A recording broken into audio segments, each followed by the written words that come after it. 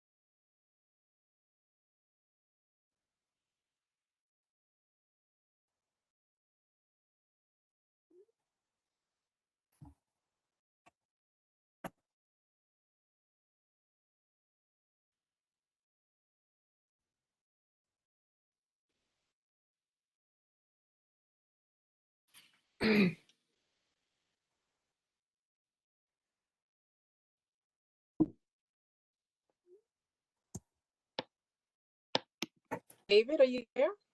Not sure. A caution sign on his screen. It's like you're spinning. I'm spinning. I'm here. Okay. All right. Well, we're going to get started. I was trying to give a few more people to pop in. Let me see. Oh, we have 30 people. Okay. So good morning, everyone. My name is Tanya Cantlow, and I'm the counsel to the Borough President. And I'd like to welcome you to the December 8th, 2020 Borough Cabinet meeting. So now I will take the role, beginning with the district managers for the community boards. CB1, you'll have to unmute yourselves.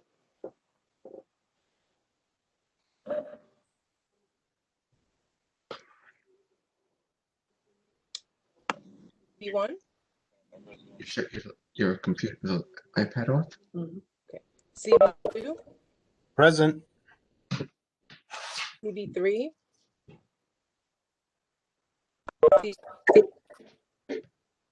CB4 present. Did I hear CB3? Okay. CB5? CB6? Come on. CB7? CB8?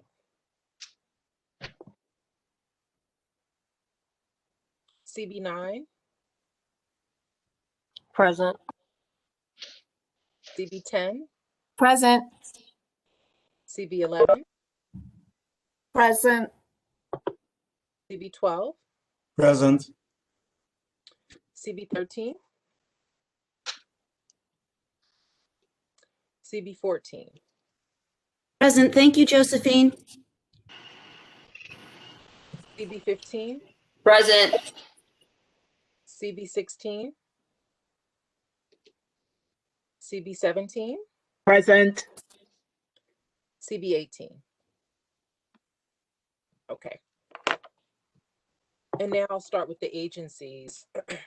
Administration for Children's Services. Present.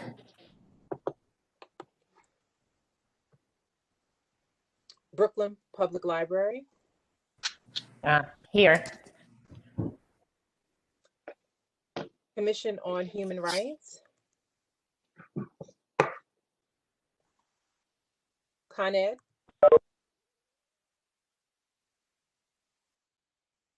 Department for the Aging.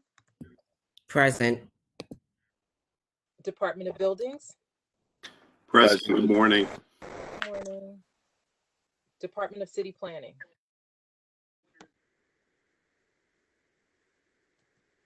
DCAS. Department of Consumer Affairs. Present. Good morning. Good morning. Department of Corrections.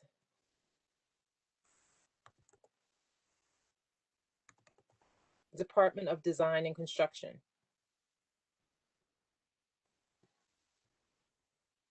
Department of Environmental Protection. Department of Finance. No, there we go. Present. Okay. Department of Health and Mental Hygiene. Department of Present. Okay. Department of Homeless Services.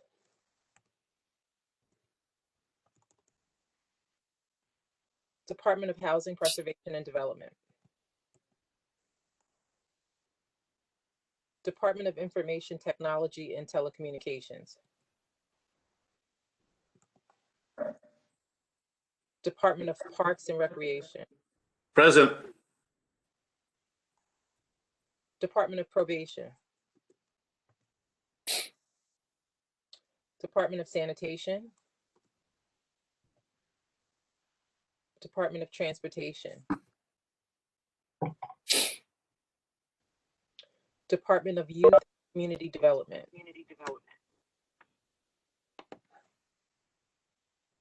FDNY.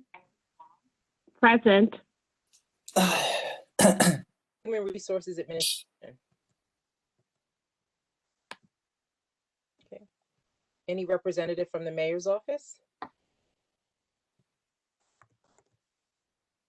National Grid. Okay.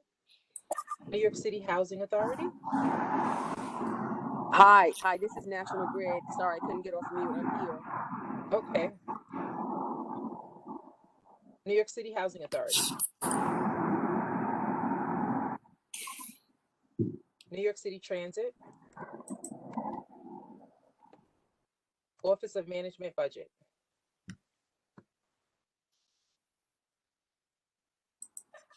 I thought I saw someone. Someone is here from OMB. Hello?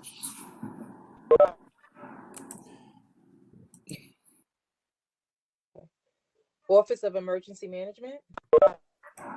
Abigail here for emergency management. NYPD. Small Business Services.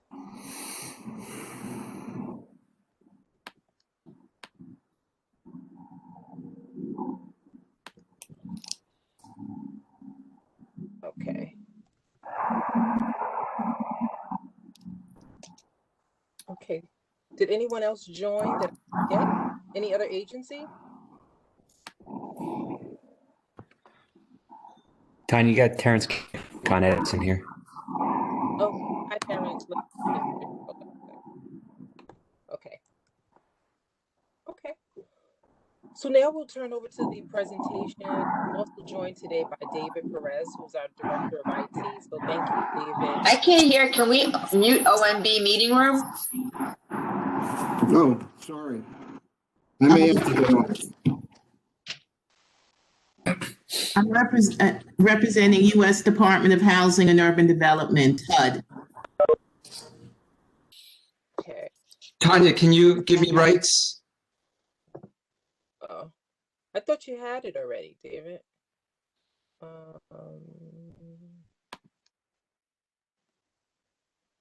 Okay.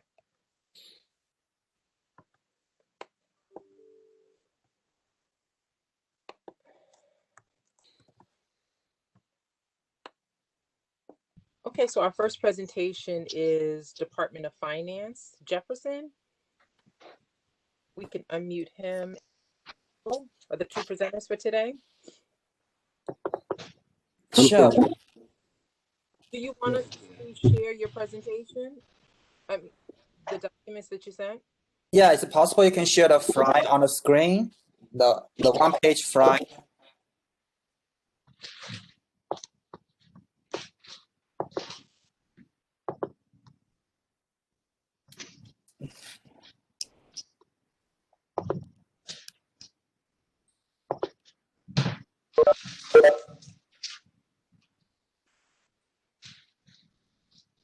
Yes. Yeah.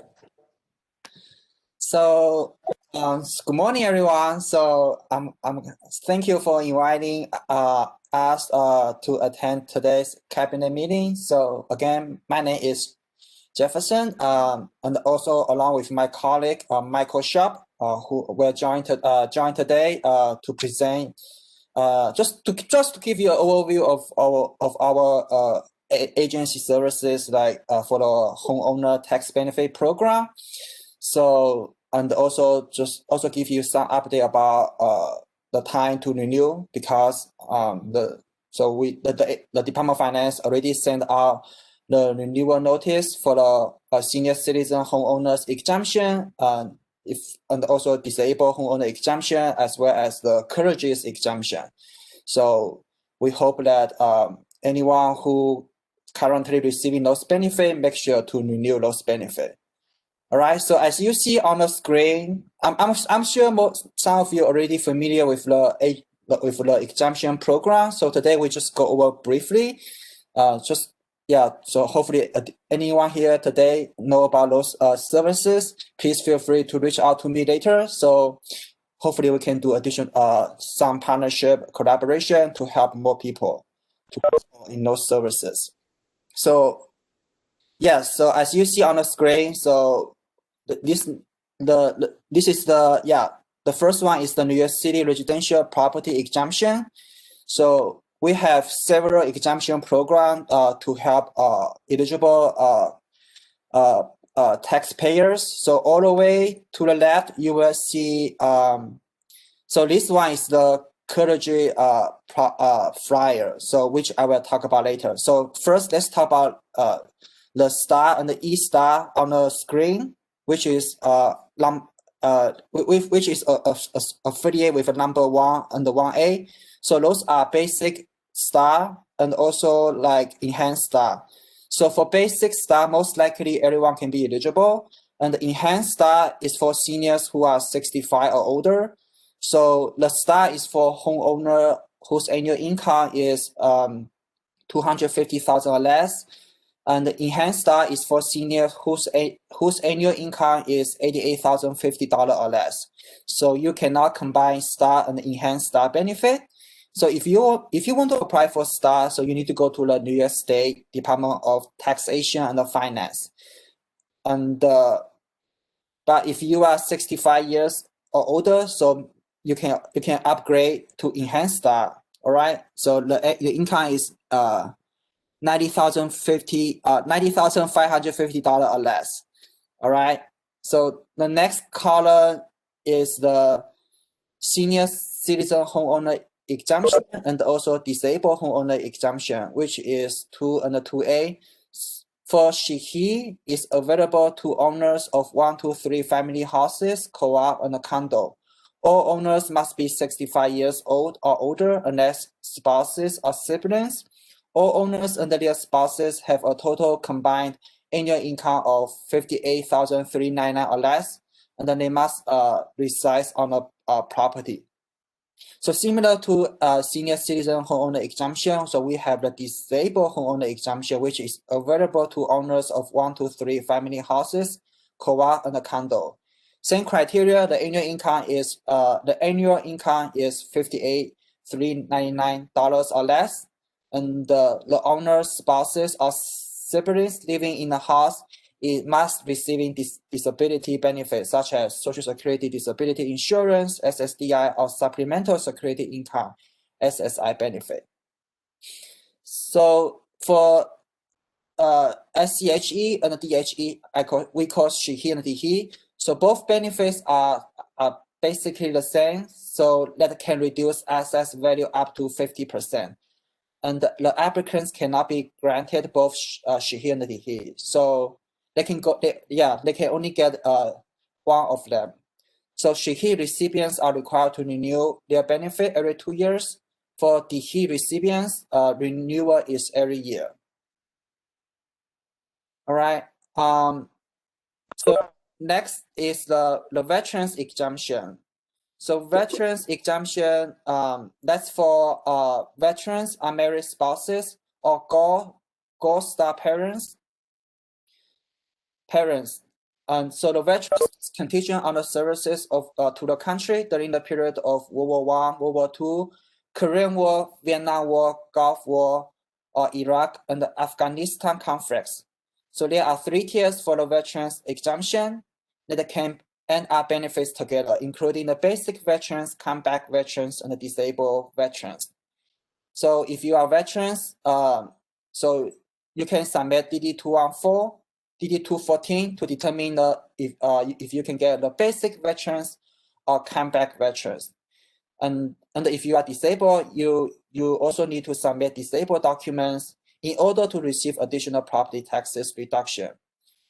The other update I want to share with you is that in 2019, the Restoration of Honor Act was signed into law in New York State. So the act authorized New York State, the Division of Veteran Services to restore access to state veterans benefit to veterans who have the other than honorable discharge or a general under honorable condition discharge can be eligible for the programs. So those circumstances, including post-traumatic stress disorder, traumatic brain injury, military sexual trauma, sexual orientation, and gender identity. So if you have the other type, like other than honorable discharge paper, or like journal under honorable condition discharge, make sure you also send those documents so we can review to determine if you are eligible or not. All right. So we also have the disabled crime victim and the Good Samaritan exemption. So this exemption is for a victim of crime who become physically disabled as a result of the crime. And this benefit is also for someone who become disabled by trying to stop a person who has committed a crime, try to prevent a crime from happening, or try to help a law enforcement officer make the arrest. But the law enforcement members are not eligible, like police officer and a firefighter. So the last one here is the clergy exemption, which we also have the flyer. So the owners, you probably already received the flyer. But the owners of the co-op are not eligible for the clergy exemption.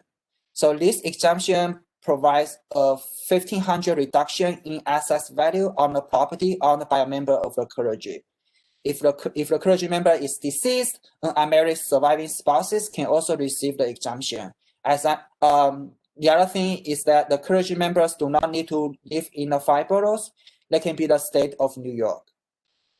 So this is the overview of the exemption program we offer to homeowners. So we also have the program for renters, which is the senior citizen rent increases exemption and the disability rate increases exemption.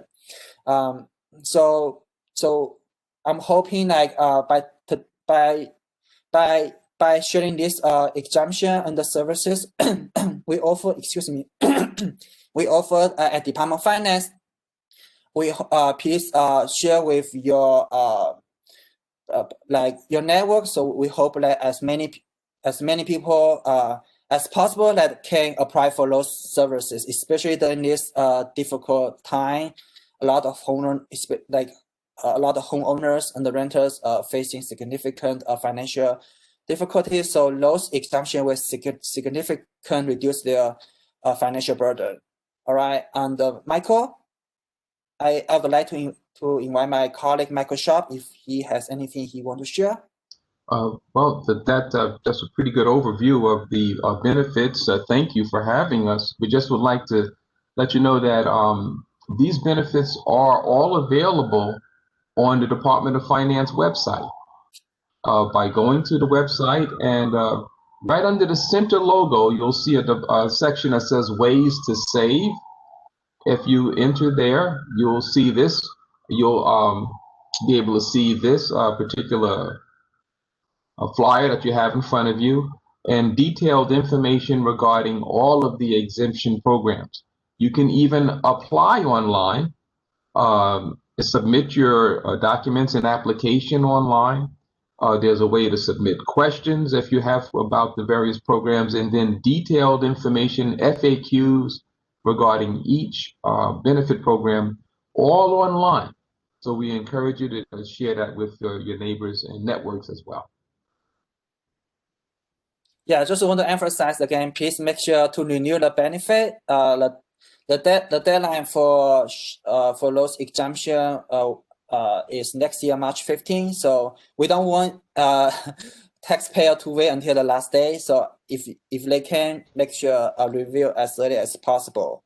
Especially the mailing can cause delay as well. So we encourage everyone who are currently receiving those benefits to review, and if you think anyone is eligible, please share the information with them so they can apply, so they can get those benefits next year. Yeah. That's all. If anyone have any question, feel free to write a chat, write on the chat, or if you can also ask us directly. Thank you, Jefferson and Mike, for that presentation. Any questions for Jefferson or Mike? You can just unmute yourself. Hi, good morning, Tanya. I can't hear Eric. Yes, We can't hear you.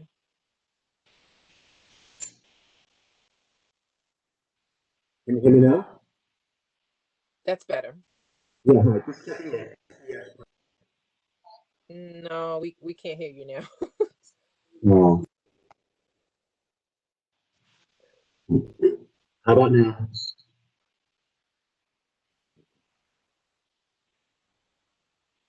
I also put my email address in the chat. If you want, you can also email me directly, so I can get back to you by email as well. Eric, did you want to try again?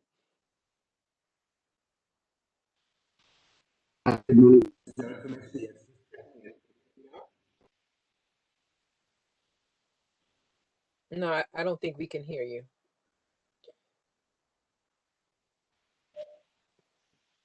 How about now? Okay, go ahead. That sounds better. You're just checking in.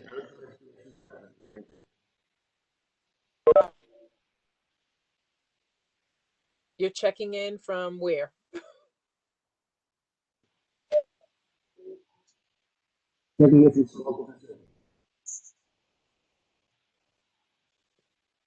Eric, if you could just put that in the chat. I couldn't understand what you were saying. Okay, did anyone else have questions for Jefferson or Mike?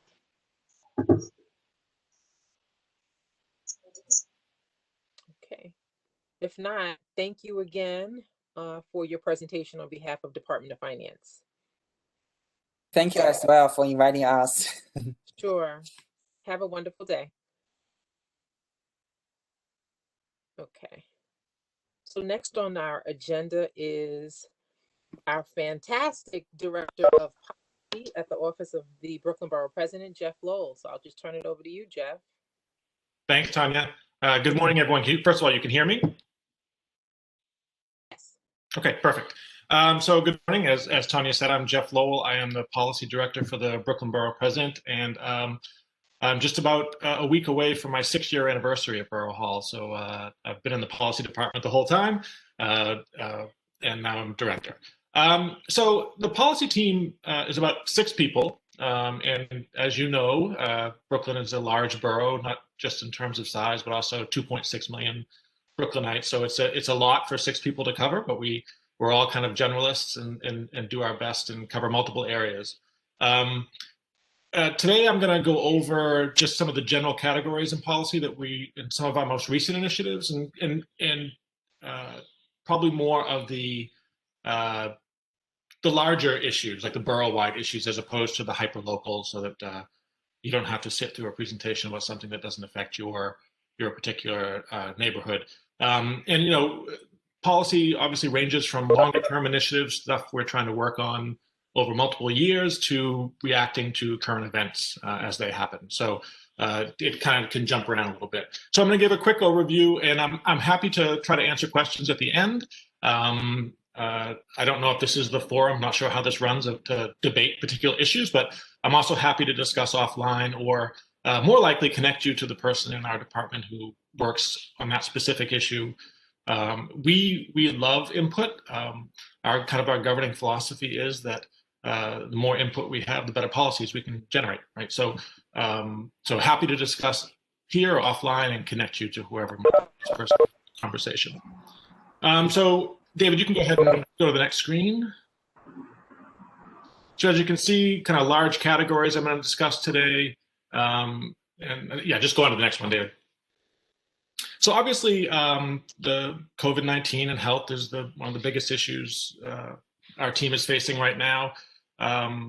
Those of you who know the Borough President know that healthy food, healthy eating is something that has had a huge impact on his life, but also it's something that he's trying to push out through the borough to make sure people have access. And that was pre-pandemic. But with the pandemic, I think our role is to really try to get out accurate and timely information to Brooklynites, right? We regularly update on social media, and none of us on the team, as great as our backgrounds might be, none of us are epidemiologists, none of us are experts on pandemics. And so we trust the medical professionals, and we send updates from city, state, and federal agencies, whether it's Department of Health, whoever it might be, CDC, and we are on these updates 7 days a week. We're on calls. We're getting the most timely data we can get. Try to share that with people of Brooklyn. We have, from the very beginning, we've obviously urged more testing. New York City has over 280,000 cases of COVID. Brooklyn has over 85,000 cases. We have worked with partners to set up testing at Brook Ellen houses. We have promoted a more sustained universal testing program across the city so that people have access to testing and tracing.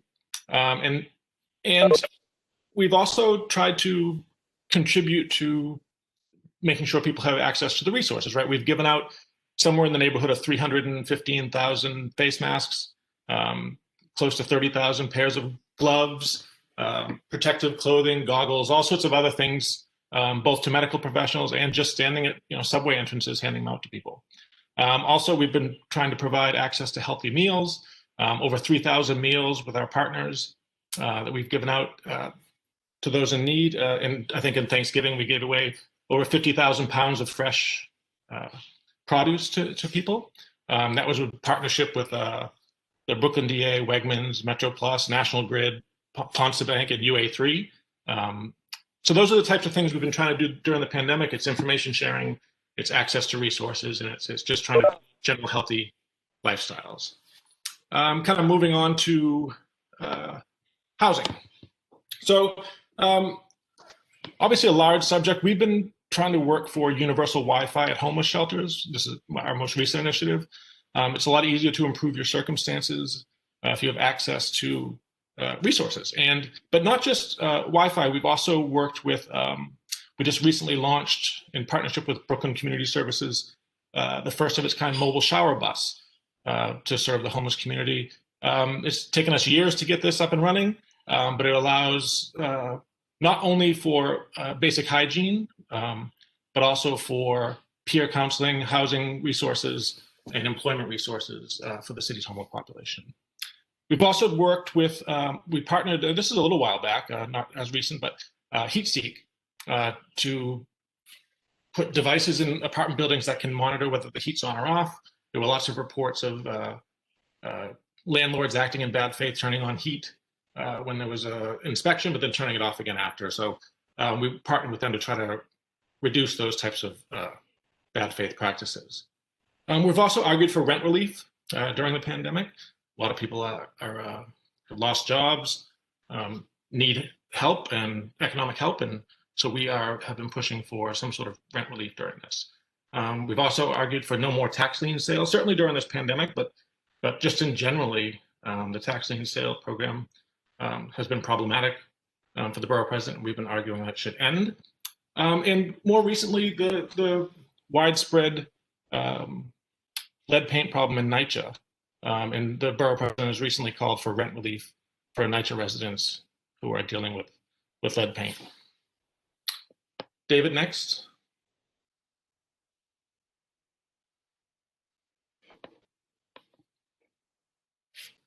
I don't know if we lost David.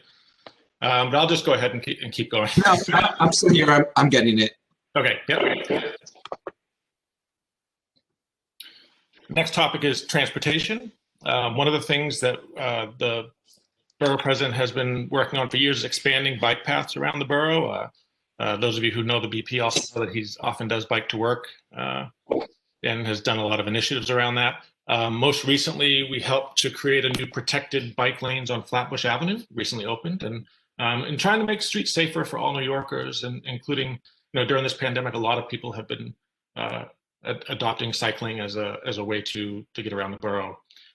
We've also called on the federal government to fully fund the MTA. Right, the MTA has been hit by this pandemic economically quite hard, and we want to make sure that the federal government is stepping up to the plate. They're the ones with the ability economically to help the MTA the most, and we'll see. Obviously, a lot in flux over the next month or two. We'll see how that goes. We're also been supportive of expanding dedicated bus lanes. We have called for 40 miles of bus lanes. I think the city, 17 have been completed with plans for another 3 or 4. And that's wonderful. We just want to keep the pressure on to expand those types of services, which we think are both environmentally and economically viable for New York. Next up, education. This is where I started working in the policy department, was the education policy area. So we've been fighting since the very beginning for more devices, laptops, tablets for students. The borough president has always used his capital funding. Usually at least half of his capital funding just goes to schools every year. And I think it's somewhere in the neighborhood of $125 million over his terms. And the vast majority of that money goes to technology in the classrooms, right? And we also advocated for, and we're very happy to see the change made last year, that tablets would become capitally eligible. For whatever reason, they were left off, and they changed the criteria I think it was just last year. So now they're eligible, and we've tried over the years to make sure schools and students have access to the technology that you're going to see in the workforce when you graduate. We also have our Brooklyn Begins initiative. This is something relatively new. It's for the 0 to 3-8-year-old space, and it's connecting young families to resources and promoting the importance of communicating with your child from the very beginning, and closing the word gap, an achievement gap, that and trying to close that before they reach the more formalized education, whether it's 3K, pre-K, or beyond. And kind of going back to the epidemic a little bit, the school reopening plan, it's obviously a very complex issue. Safety is paramount, but the ability of parents to know whether the school will be open or not is also critical. And the borough president has joined other elected officials, civic leaders, to call to reopen schools when the numbers warrant it, right? The decision to close them should not be just like a blanket closing. It should be based on the numbers you're seeing in the community and the school. That's our stand. Moving on to economic development. Particularly during the pandemic, we've been calling for expanded outdoor dining. And obviously that is something that has caught on, and I think the city has now made it permanent, the outdoor dining. But it was an opportunity for restaurants to stay open as best they could during a very trying time. We've also been calling for commercial rent relief. This is something, admittedly, that likely depends on federal support and funding. That type of money, with states and cities having to balance budgets, obviously the federal government's going to have to step in. We most recently had just last week, a roundtable with City Tech on how the tech industry can help us recover from the pandemic. It was a lot focused on education, the hospitality industry, and tech leaders. And a lot of it went back to equity of access to technology, whether it's school or business or just in your community. And what we've done is call on some of these very large technology companies, the giants, to provide more resources for those in need. And that does not mean just selling their products, right, to the city, but actually donating or discounting or working with the city so that we can have a more equitable access to their services and their products. Okay, seniors.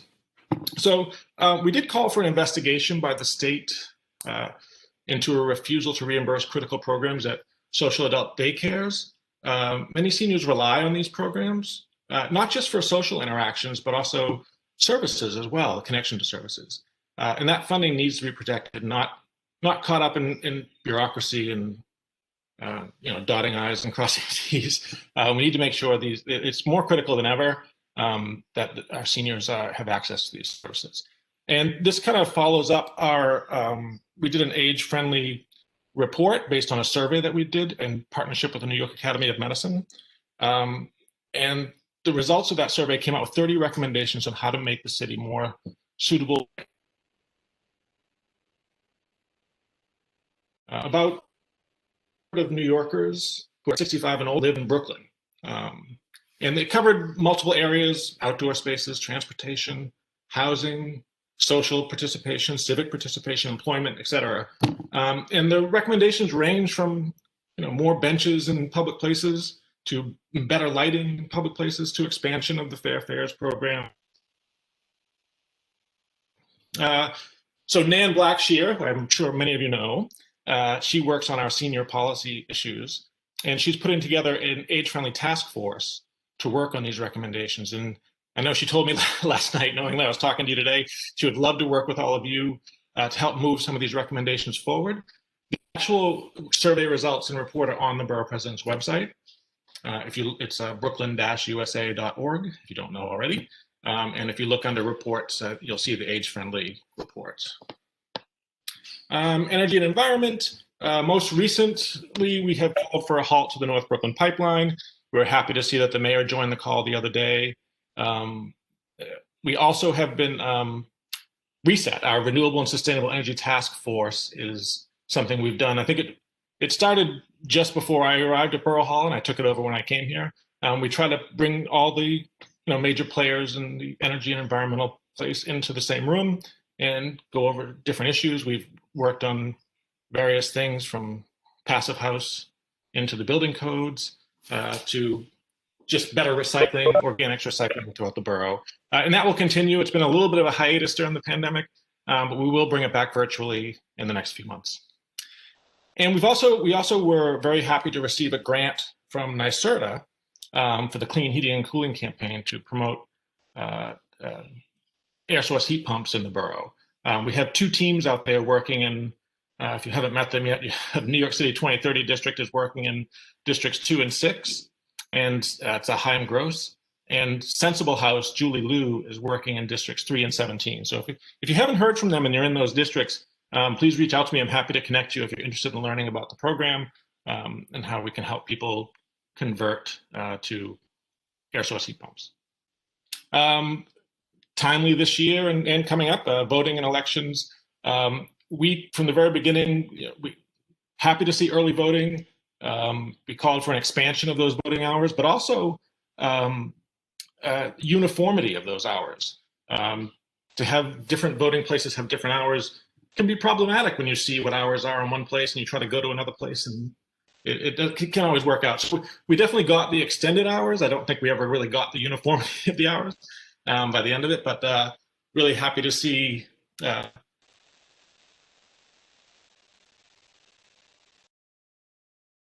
stood at the Brooklyn Museum for, 3 hours to vote. So we think it's something we hope we can continue going. We co-sponsored legislation with Councilmember Yadanis Rodriguez that would allow permanent residents to vote in municipal elections. That would give approximately 1 million New York City residents who live and pay taxes here to vote on what's happening in the city. And just want to cover next slide, David. A few things other things that we've been working on lately that don't happen all the time in our more special events. But we just completed the census, and we're happy to say that we had a higher percentage than the last census. I think we got 59.1% this time, and although that number is not great, it is an increase over last time. And quite frankly, it was despite some difficult conditions. Funding from the state took its time in reaching us and the partners that we had. You also had government about timing, calling into question when it had to be completed by. those sort of things. And I think the teams did a great job of getting the word out, trying to improve numbers. We're working with something like $480,000 from the state and our community partners to promote this, and you know, going through deep, accurate for our state. And then just a couple of special events we've had going on lately. Our Breaking Bread Building Bonds dinners. And these were put together to help combat violence and the kind of increase in hate crimes we've seen recently. And the borough president is a firm believer that talking together, getting to know each other can help stem that tide of hate crimes. And we launched it with, I think, 17 face-to-face dinners with multiple communities, multiple ethnicities, faiths. And these are not the elected officials, right? I think the borough president attended one to launch it, but everyday people getting together not to discuss politics or debate issues, just to get together.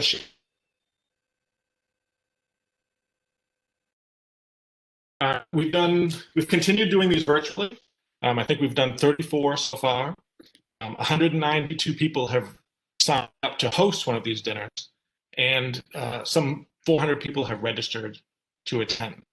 So we think there's some interest out there, and literally breaking bread. And finally, our interfaith breakfast. I'm sure many of you know Monroe's.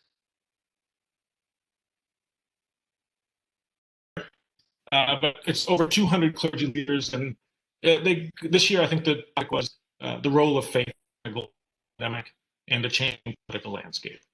And so, very successful breakfast every year for Pastor Gill. And so that's kind of a large overview of what we've been working on lately. Obviously, there's a lot of, like I said, high issues that we may get involved in. But as you see, my contact information is up there, and I'm happy to entertain any questions. I'll do my best to answer, but as I said earlier, more than likely, I'm going to connect with someone who works on that issue on a day-to-day basis. Might know the ins and outs. Depends on how deep in the weeds you want to get on the topic. Emails, please reach out to me. We mean it when we say the more input we have, community feels about a particular issue, and it helps us just make better policy. So thank you for listening, and hope thank you so much, Jeff, for that wonderful presentation. Does anyone have any questions for Jeff Lowell from our office? If you do, please unmute yourself.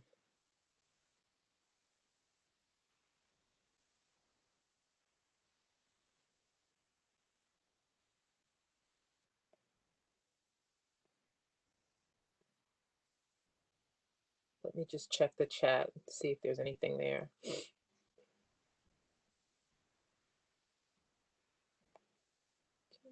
Jeff, I don't think you have any questions. You're on. That's my dream scenario. I like to think that I explained everything perfectly, right? So, but really, honestly, reach out to us. We'd love to hear from you. We love input, even if it's just agreeing with us. We love that too, right? So, I look forward to talking with you soon. And if I don't see you before then, I'll certainly see you at the next year the OMB note-taking session. You may recognize many of the policy members from that. We volunteer to take notes every year. So, anyway, thank you. Thank you, Jeff. Have a good one. Okay. All right.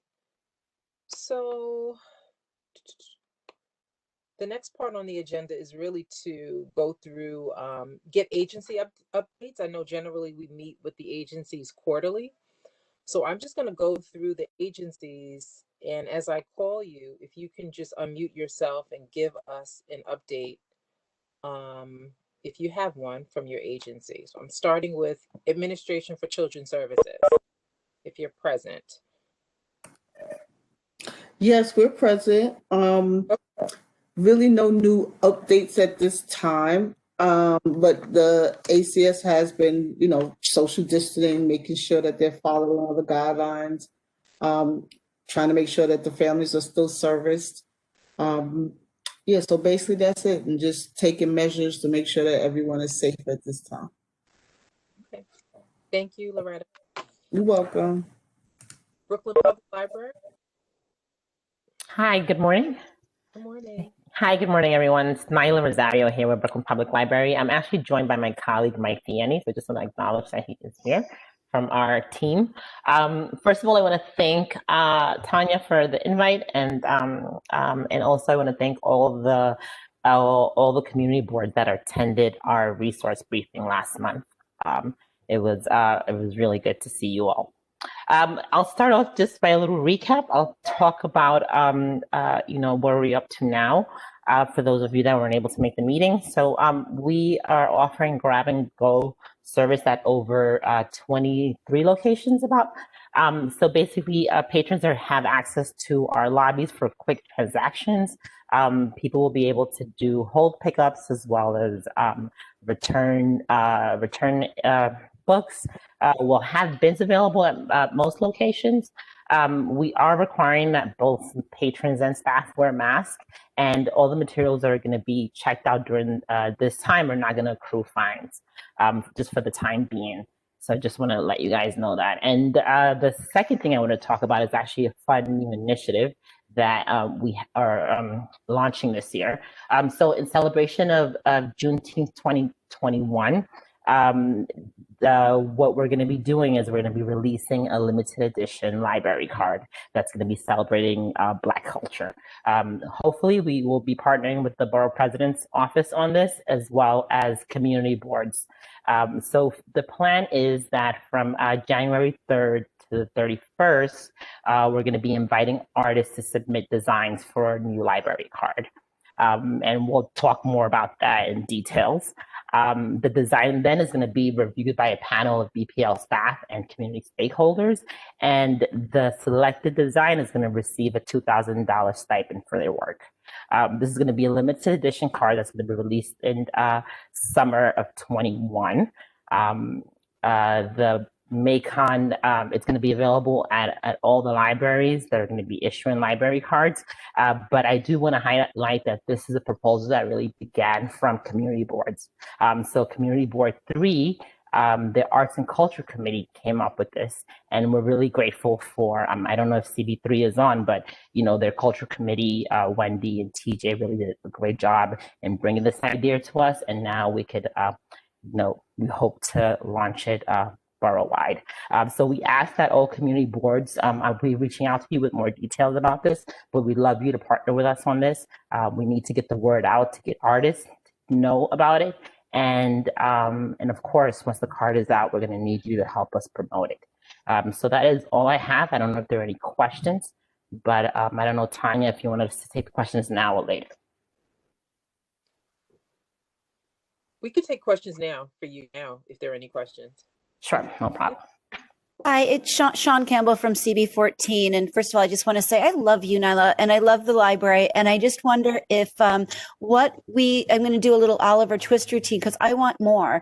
And I'm wondering what we can do to advocate to expand the grab and go services at all of the libraries in our district.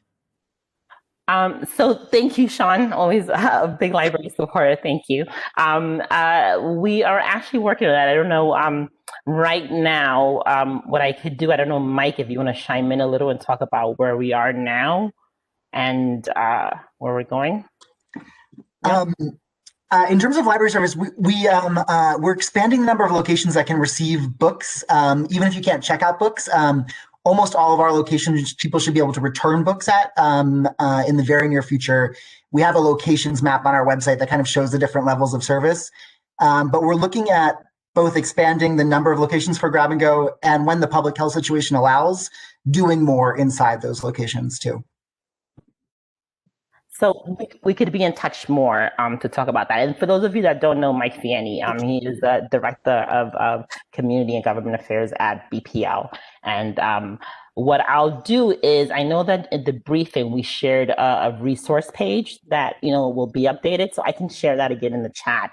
But Sean, maybe you and I can talk more offline if you have any ideas or anything, or any branch specifically that you're referring to. Thanks. Keep up the good work, everyone.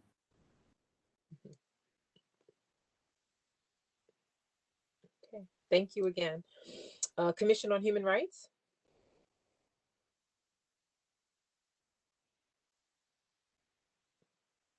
I know they were here. Con Ed? Hey, good morning, Tanya. Good morning. Good morning, everyone. It's Terrence Kelly from Con Edison.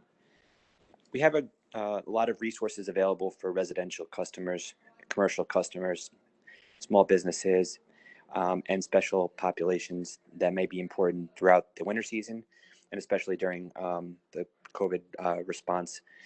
So if there's any information we can provide in detail, we're happy to do so.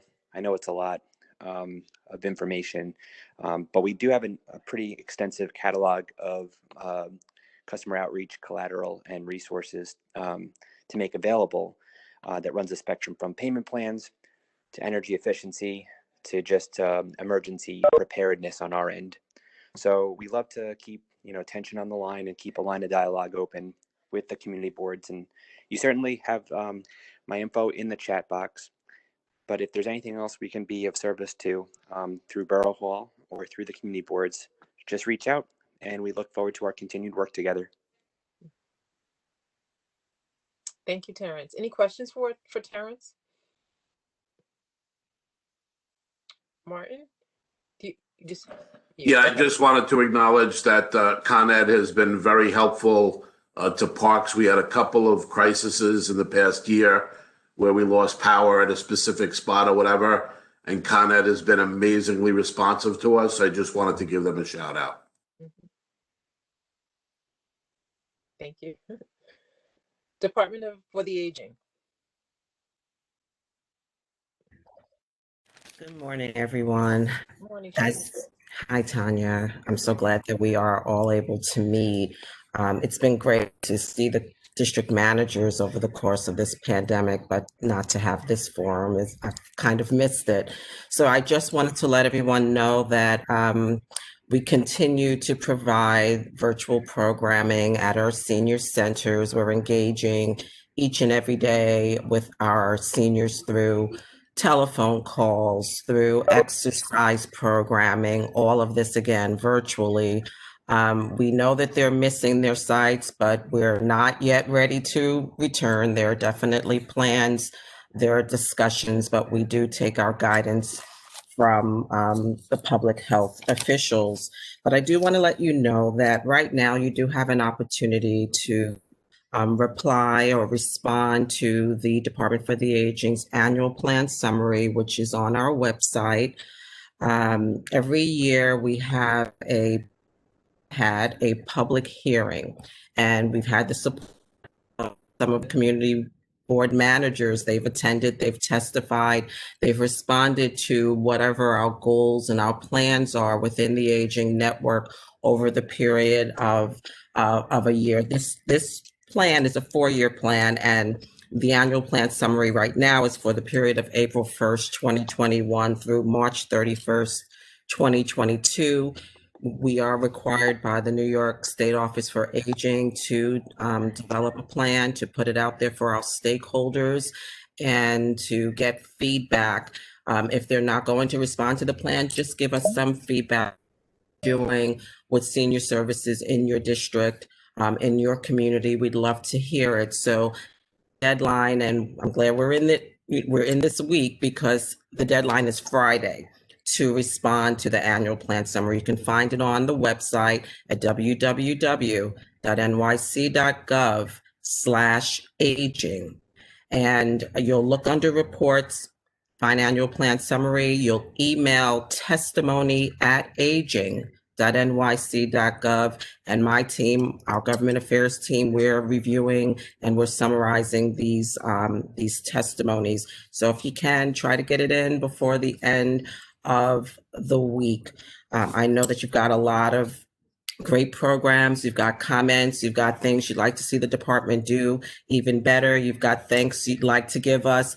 Please let us know. We're open to any and every type of feedback you have out there. And just a little something good to mention. It happened yesterday. The Deputy Borough President was on the call or in the meeting. We had the Grace Agard Harewood Senior Center be honored by NISM and the Department for the Aging as the 2020 Older Adult Center of the Year. So for all of the great work that they've been doing throughout the year, but especially during this pandemic, to make sure their seniors are fed, to make sure that seniors are getting the programming, as I mentioned, virtual programming, to make sure that they're engaged through telephone calls. They are the tops. And I just wanted to mention that as a little shout out. And that would be in Rob's district, Rob Paris's district. So just so you know, you can let Miss Macy and Fort Greene Council, give them a congratulations if you're not already aware. So these are the kinds of things our senior centers are doing, and this is what we're applauding them for. And we just want to continue to support them in every way that we can. And we encourage you all to do the same. Josephine, Sean, I know you do that all the time. So we just have to continue. So thank you. Any questions for Sharice? Yeah, I have a question. Hey, Barry. Hi, Sharice, missed you. I got a question. I was talking to some of my senior centers. They're saying that they're having problems connecting with their seniors by phone to do these exercises. And they were saying that using tablets, they're willing to train their seniors the same way we're using it in the schools for virtual teaching. They would love to have like some sort of tablet to be able to do exercise with their seniors virtually. Okay, so is there something like that? Have you heard anything mentioned? Can this be worked out somehow?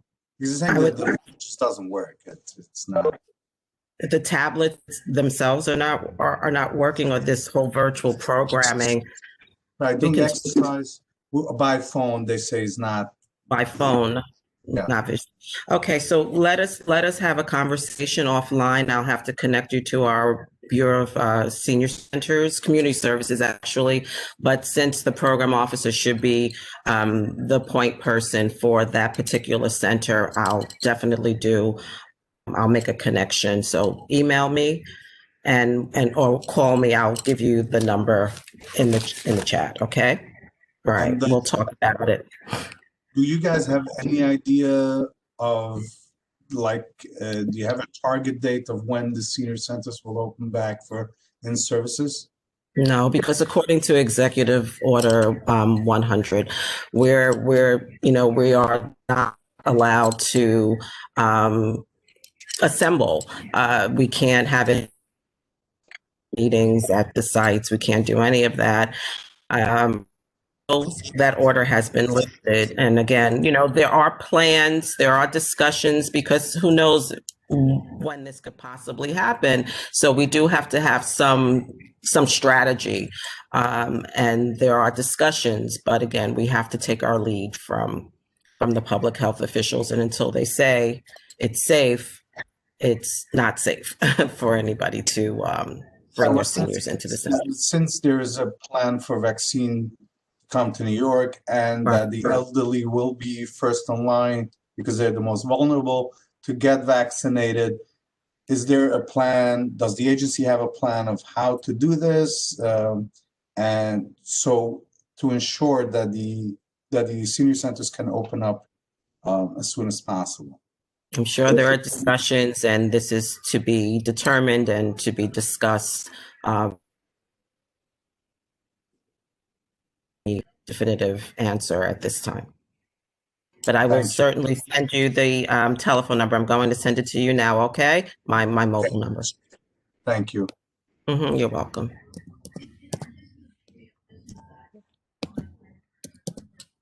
Okay, did anyone else have a question for Sharice before we move on? Yes, good morning, everyone. Celeste from Board 4 representing Bushwick. Sharice, I know during our last district service cabinet meeting, this came up, and you may have already shared this information and I missed it. But the virtual version of the friendly visiting program, I know that there was supposed to be a rollout that's coming soon, if not already started. I know that there was a pending question about how we could engage folks who are both interested in being involved from Bushwick, our seniors, as well as those who are interested in bridging the gap and communicating with our seniors. I don't know if there's that level of, detail or the level of working so closely within a district. So having folks call seniors that are within the district, but I know that that's something that everyone is still interested in from our board. I do appreciate you definitely follow up after you pose the question at your service cabinet meeting. I think there's an issue of capacity. The program was in fact rolled out.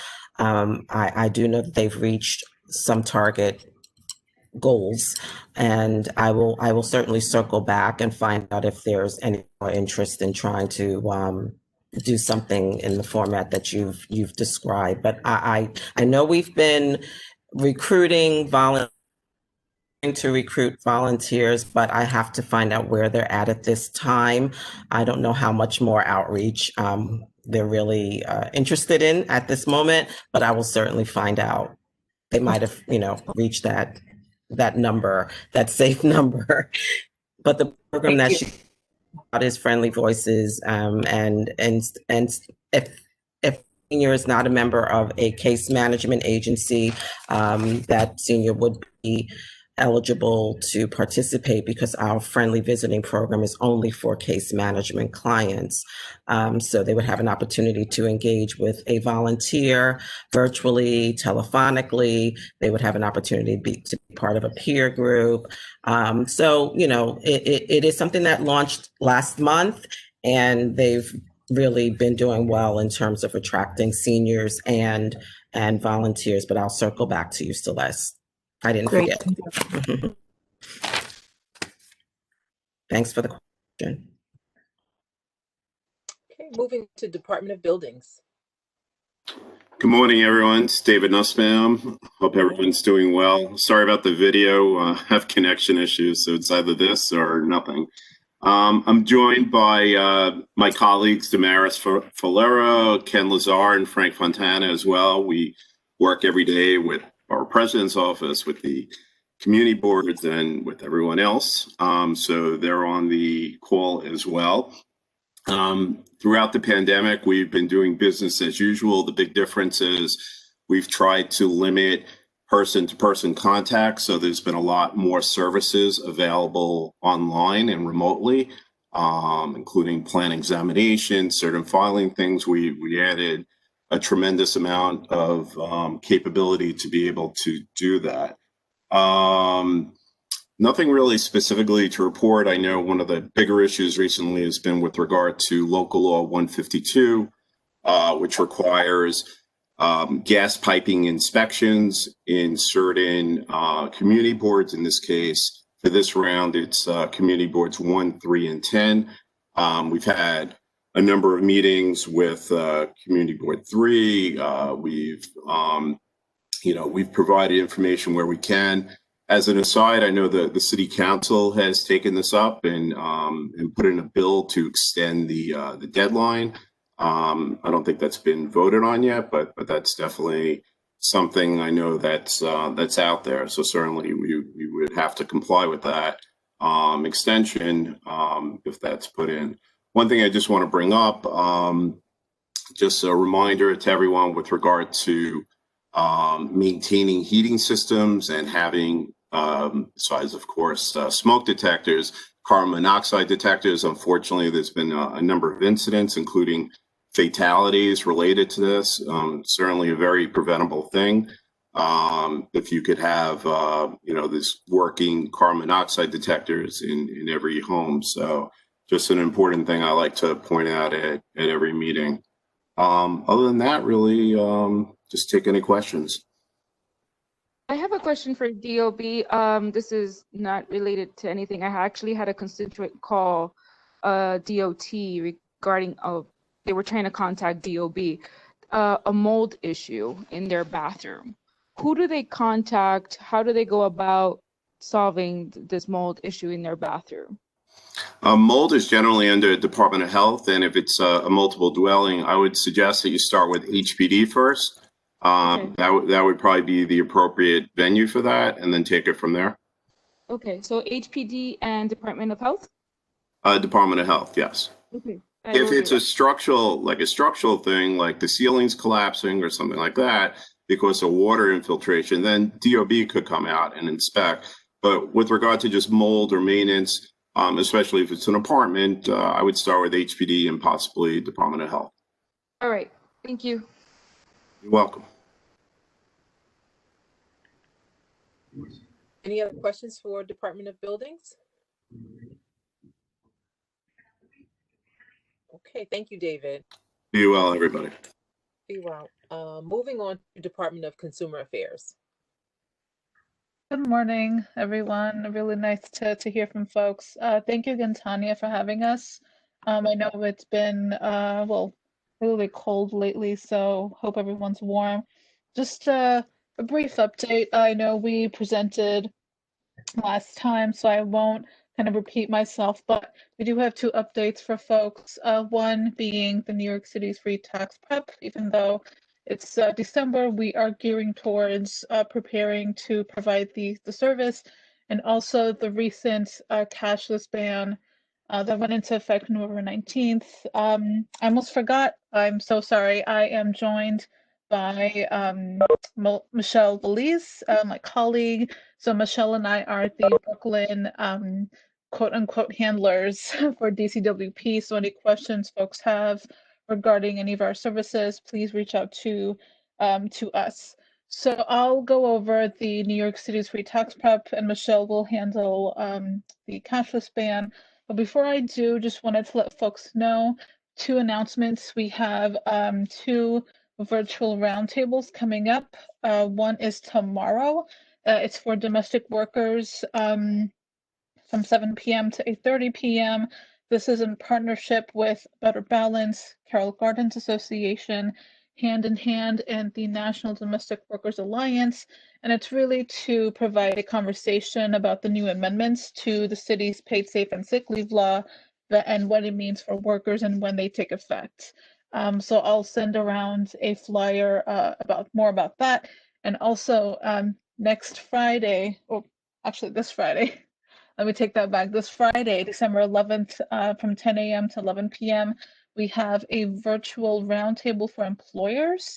So this is co-hosted by us, but also some of the Brooklyn bids. So Sunset Park bid, Park Slope, Fifth Avenue bid, Myrtle Avenue Brooklyn bid, and also the Fab Alliance Business Improvement District will get together and host really a quote unquote essential training for employers so they can understand about new amendments and also understand their responsibilities on keeping a safe workplace for not only themselves, but also for clients and also for their workers.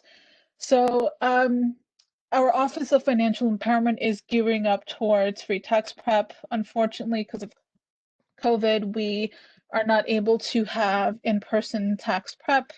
We have this one site in Long Island City, but right now it's still to be determined. But we do have our virtual tax prep sessions. So if folks are interested and would like to talk to a IRS certified counselors about how to prepare their taxes, or if they'd like to, do a virtual tax prep, then they can call 311 and make an appointment. And of course, if they have questions about the economic impact payment, or if they have questions about drop-off services, they can also, call 311 and make an appointment with our counselors. We're really open. We are hoping to get more folks to call in and seek these services. And we know it's a troubling time right now, so hopefully folks can really reach out and we can provide them with information. I'm gonna leave our contacts in the chat box, including the webpage where all of this information is included, including the cashless ban. So I'm gonna quickly move this to Michelle. Michelle, take it away. Good morning, everyone. My name is Michelle. Thank you, Zaneeb, and thank you, the Brooklyn Borough President's Office for hosting this important meeting. Yeah, so I just want to talk about briefly the cashless ban that went into effect November 19th. So this means that businesses must accept cash unless they have a machine that turns cash into a prepaid card, meaning that stores are required to, accept cash as a form of payment. And unless they have a machine that could turn the cash into a card, then that's what the cashless band is. And however, if customers, are trying to make a payment through phone or internet, it must be card. They cannot pay cash when doing those payments. So that's what the cashless band is. We don't necessarily have much published information, but definitely when our agency puts that online, we will send out all documentation just for people to be aware and for consumers to know their rights. So thank you, everyone, and that's it on my end. Okay. Thank you. Any questions for Zanib and Michelle?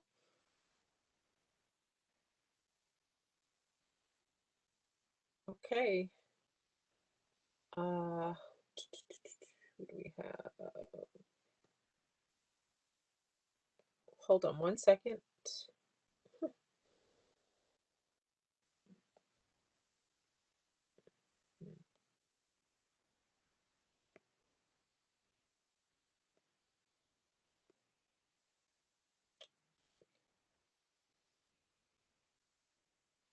I'm going to call on Renee. I know she says she has to jump off. Renee, if you want to unmute and just report out.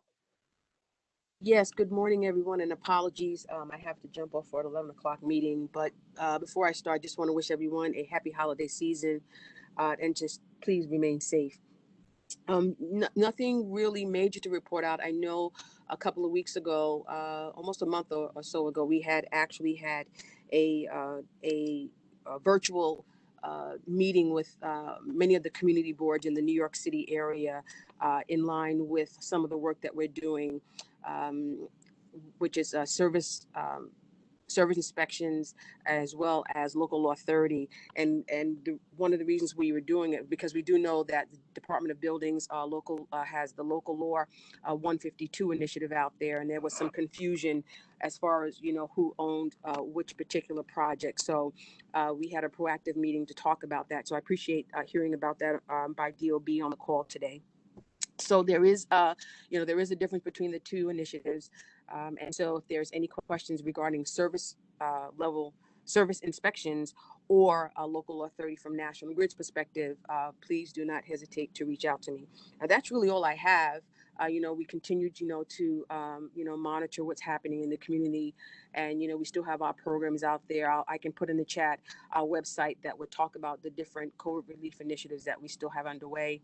And again, just wish everyone a safe and well and healthy happy holiday season and New Year. Any questions for me? And thank you, Tanya, for letting me jump in. Appreciate that. Sure, no problem. Any questions for Renee before she jumps off? Okay, thank you, Renee. Department of Health and Mental Hygiene, if you're still on. Hello, everyone. This is Anna. Good to see you guys here together. Hoping everyone is having holiday season. So for our updates, I know I've shared with some of you at some meetings, but we have put through guidelines for safer holidays, where we're urging folk not to gather during the holiday season, which is a hard thing to ask, but want to make sure that folk are staying within their households and celebrating with those that they have been quarantining with and living with, as well as a travel advisory. So again, urging folk not to travel over the holidays, but for anyone that does need to for any reason, it explains the quarantine rules that need to follow afterwards. And there's also a barcode, so I can link both of those in there. Cases are rising. We did update our data page, and there's new milestones there, and also we'll be able to create more areas that show like the daily cases and the daily deaths as well. And there's a table view, which is useful in case you're interested in any one particular zip code. You can drop them off. So under all of those charts and our data page, you could also just do table view where you can search for that, as well as our GitHub page that you can download, and there's a lot more data in there. Also, I have shared the advisory that came from the Commissioner of Health on making sure that folk are basically limiting their interactions with other people as much as possible for anyone that has underlying health conditions that increase the risk of severe illness from COVID-19. So, you know, we're always saying that adults over 65 are underlying health conditions are at increased risk, but we also want to make sure that we're highlighting that anyone that might have cancer, heart conditions like heart failure, coronary artery disease, chronic kidney disease, type 2 diabetes, pregnancy, sickle cell disease, a list of different underlying health conditions that are listed. Not only those folk, but also anyone within their household and any of their caretakers are also, you know, taking the precautions to limit interactions with others as much as possible to ensure that those folk are as safe as possible during this time. And I'm just happy to take any questions or take back any concerns. Anyone have questions for Anna? Okay, Anna, thank you so much. Thank you guys, everyone. Department of Parks and Recreation. Hello, folks. You may know we've been operating with a lot less resources. We have 341 less people this year than last year. Despite that, our team has been doing their utmost to keep our parks and playgrounds clean and safe. I'm really proud of the folks throughout the entire pandemic have been coming into work and taking care of business. We haven't been doing it to the same frequency we would like, but I'm really proud of our staff. So if you see a parks person or forestry person out there, please express your thanks. We're uncertain of the future, but we're gearing up for a full pool and beach season in the coming year. We've been allowed to continue construction and design. Every month we've been allowed to continue on some more projects that had started. We're not at 100% of those yet, but we continue to do more and more of those projects, which is great. As you well know, a lot of these are very much needed in our communities. I believe at forestry, we're starting to get planting contracts back in place. Again, there's been some delay in planting for some time, but you will see tree pruning and planting contracts active out there once again. Happy to answer any questions you might have. Any questions for Martin? And we always thank the community boards for your ongoing support. Okay, thank you. No questions, it seems. DOT?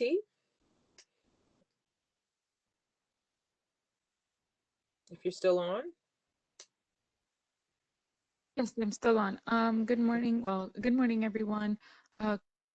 Currently, there are no updates for DOT, but please don't hesitate for any questions you may have. My name is Diana Soriano. Email is dsoriano@dot.nyc.gov. You can email me or contact me with any questions.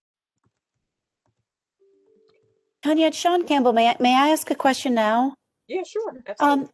Diana, I just want to try to get some contacts for some DOT programs. I have yet to be put in touch with who you work with at DOE regarding the street closures for schools program.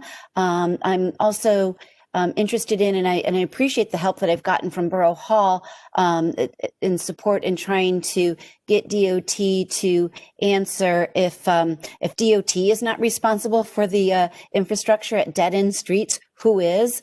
And so I think really it's just those main two. I'm just looking for some accountability so that when we have issues, I know to whom to turn. Thanks. Dead end streets. So internally, I'm still following up with people. And the first question was, I'm sorry, the DOE contact. I was only provided the email that I shared with you last. Right. And nobody responded to that. So I can't imagine that DOT doesn't get a response because the streets wouldn't otherwise be closed if you weren't communicating with somebody. So if you could keep working on that contact or sort of step up on your role in those street closures. And as far as the internal follow-up on who has purview and responsibility over the dead ends, it has been 2 months. So anything you can do to ratchet up the urgency on that request would be helpful, since a wall has fallen down at one of them. Okay, I will express that it has fallen down, and I would again express the urgency in the matter. Okay. Thank you, Diana. That's all I have for today. Okay. OMB?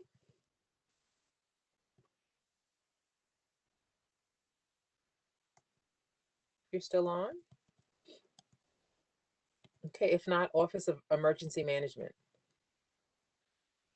Hello, can everyone hear me? Yes. Okay, great. So just a few updates is a reminder that looking forward to the winter weather seasons, updates can be found on our severe weather website, and I will throw that into the chat as well. And looking ahead, if we do get some snow, to make sure you're checking Plow NYC for those critical routes, those sector routes, and the Holster routes. And that also can be found, the definitions of what those streets are / routes can be found on Plow NYC. And also inviting everyone to join us for our 9th annual symposium on January 28th. I will also throw that into the register link into the chat. And that's going to be a series of workshops with community leaders, researchers, just exploring how we can move forward and recover from COVID-19 and other emergencies as well. I also put my information in the chat if anyone has any questions or would like to follow up with anything. Any questions for Abigail? Okay, thank you so much. Now we're moving on to small business services. Good morning, can you hear me? Yes, I hope we can hear you now, Eric. Good morning, thank you. I hope you're all staying safe. Okay, SPS will be hosting on December 15th a webinar on outdoor guidelines for businesses. We're going to be joined by partner agencies regarding open storefronts / open streets program, representatives from the buildings, sanitation, and consumer affairs will be joining us to provide those guidelines, hoping that businesses can maximize their revenue during these holiday seasons. During this holiday season, also SPS rolled out an LMI storefront loan program. Businesses located within the lower to moderate income neighborhoods will be eligible for 0% loans up to $200,000. If you want to know which areas are eligible, you can go up to our website, and I'll drop that link in the chat. Businesses can look to see whether there's a code that make them eligible for the 0% interest loans. Aside from that, any further information you need, you can contact the SBS hotline at 888-SBS4NYC for a complete list of the services that we offer at SBS. Thank you. Thank you, Eric. Any questions for small business services? Okay. Last but not least, we have HUD. Is the representative still on for HUD? Good morning. My name is Earlene Seeley. I'm a senior management analyst with the U.S. Department of Housing and Urban Development, New York Regional Office. And I just wanted to share that last week, FHA, Federal Housing Administration, announced new single-family loan limits for 2021. And that information can be found at our website. I'll post that in the chat. And we also have a website for coronavirus resources, and I'll also share that information in the chat. It has information on homeless programs for homeowners, renters, grantees, public housing agencies, multifamily property owners, and just general information. Thank you. Thank you. Any questions for Earlene? Okay, I don't see any questions. If there are any agencies that have not reported that I didn't call on, if you can unmute yourself and identify yourself, and you can report now. Good morning, all. I'm Derek Slaughter from the New York City Commission on Human Rights. I'm the director of the Brooklyn office. Nothing really to report, but I wanted just to folks to denote that the Commission on Human Rights is still conducting virtual workshops on the New York City human rights law. We prosecute people for discriminatory practices in housing, employment, and in public accommodations. One of the things that we've been looking at recently is some first responders have been discriminated against on perceived disability, COVID. So we've been looking into a number of cases around that. It's very unfortunate that folks are treating folks disparately during COVID. So I just wanted to point that out.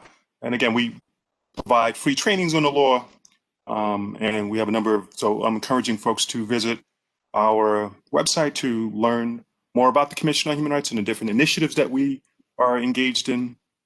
You know, one of the things we recently did also was we launched an investigation into 3 hospitals because they were testing, practice of drug testing newborns and parents, which, you know, you can't, you know, it was disparately treating folks that were coming in. So again, Commission on Human Rights is conducting virtual workshops for those who need to learn more about what we do. We have what's called a Human Rights Law 101, which kind of gives you an overview of each of the areas that law covers and the protected classes of like who are the protected, who's protected under our law. And we have the most protected classes than anywhere in the country. New York City human rights law covers. Just wanted to say that.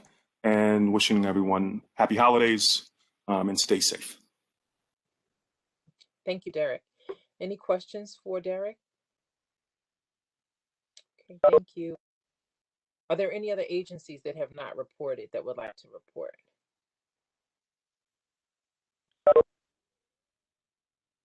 Okay, if not, I want to thank all of the agencies that reported today. I know we meet with you all quarterly, and I think it's very important to update everyone in terms of what you're doing and be able to have this dialogue if there are any questions from the community boards as well as from our office. So thank you again. The next full cabinet meeting with all of the agencies is Tuesday, February 9th. That's Tuesday, February 9th. And closing out on the agenda, I don't think we have any unfinished business and we have no new business. But if the district managers, if you can just stay on,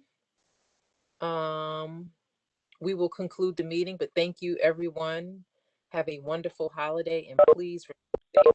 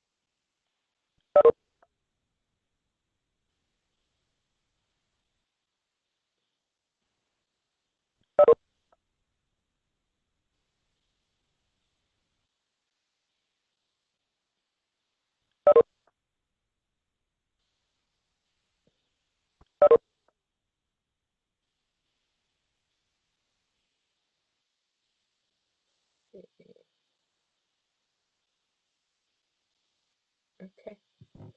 So how's everybody doing?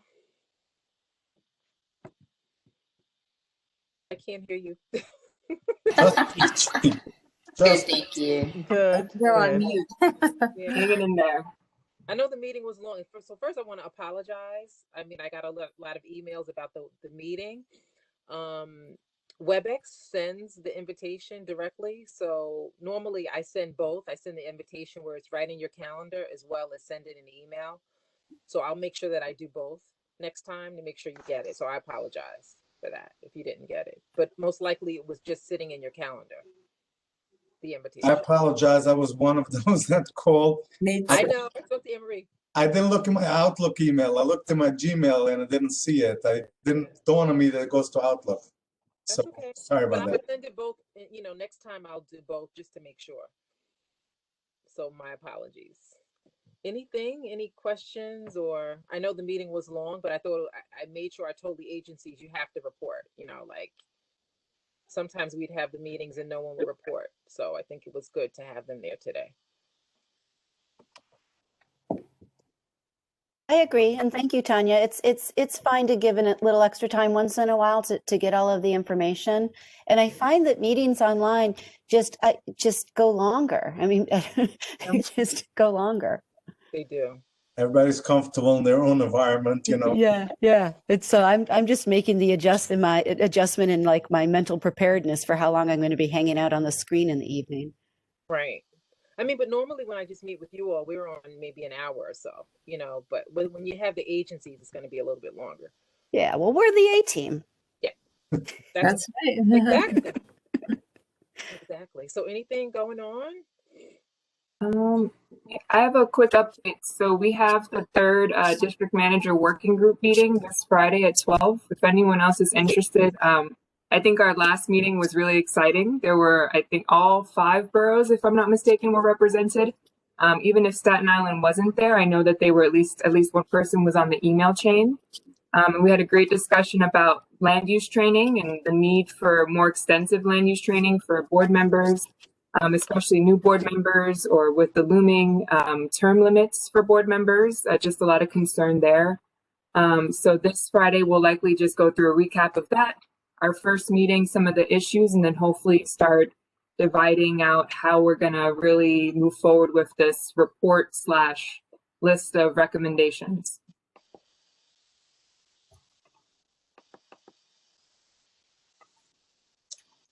Anything else? I did send you an update from the governor on the open meetings law. So he's extended another month.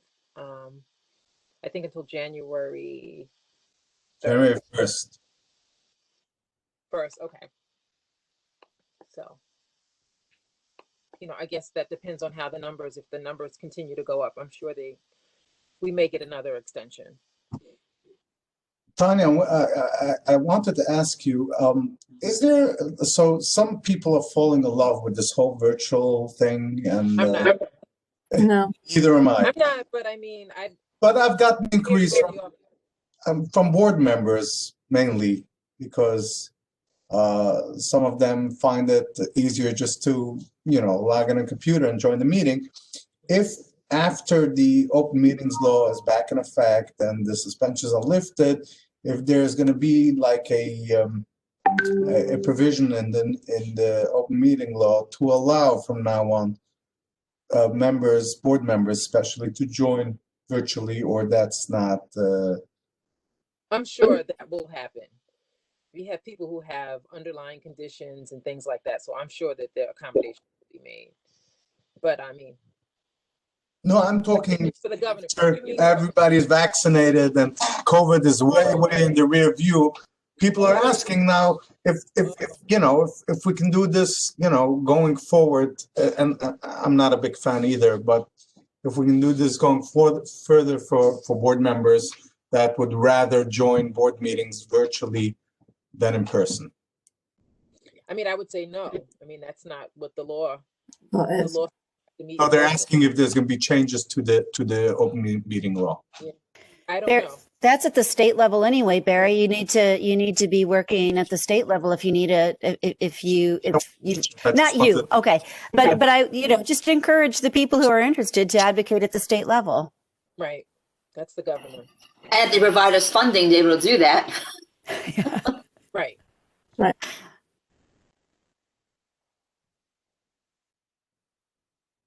Anything else? So our next meeting is January 12th, and that's just with you all. So Great. I'm not going to keep you all. It's been almost 2 hours. Thank you. So everyone, please be safe. Have a happy holiday. Thank you. Happy, healthy, everybody. All right. Take care, everyone. All good things in 2021. For sure. Thanks, everyone. Bye-bye. Bye.